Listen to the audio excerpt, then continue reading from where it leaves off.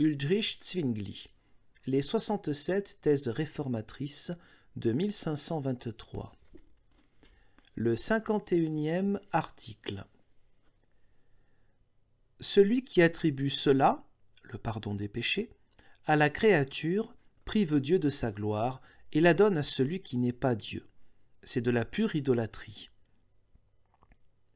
Cet article plonge ses racines dans les précédents. Si Dieu seul pardonne les péchés, il doit s'en suivre que celui qui accorde cela à la créature dérobe à Dieu sa gloire.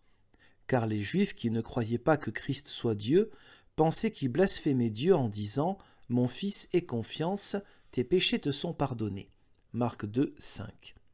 Or si Christ n'avait pas été Dieu, comme ils le pensaient par méchanceté, ils auraient dit la vérité. Ou alors Christ les aurait bel et bien punis à cause de cette parole, comme Chrysostome le pense aussi.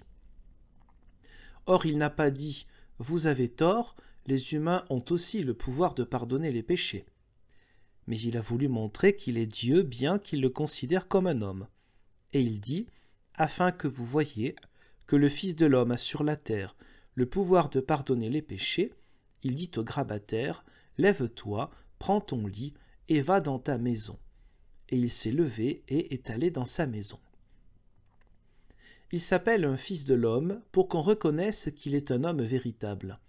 Cependant, le miracle ne provient que de la force divine. Il a voulu faire connaître cela aux Juifs par le rétablissement de la santé. Ainsi, le pardon des péchés doit-il être l'affaire de Dieu seul, sinon Christ n'aurait pas pu prouver par la guérison qu'il est Dieu et a pardonné les péchés. Mais le rétablissement de la santé et le pardon des péchés sont l'affaire de Dieu seul.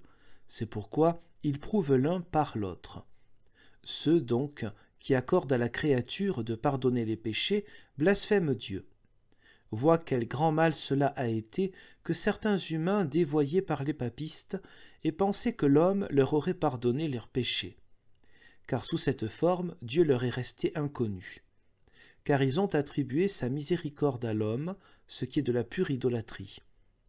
Car l'idolâtrie tient son nom de ce qu'on attribue la gloire divine à la créature, ou qu'on donne à la créature ce qui appartient à Dieu seul.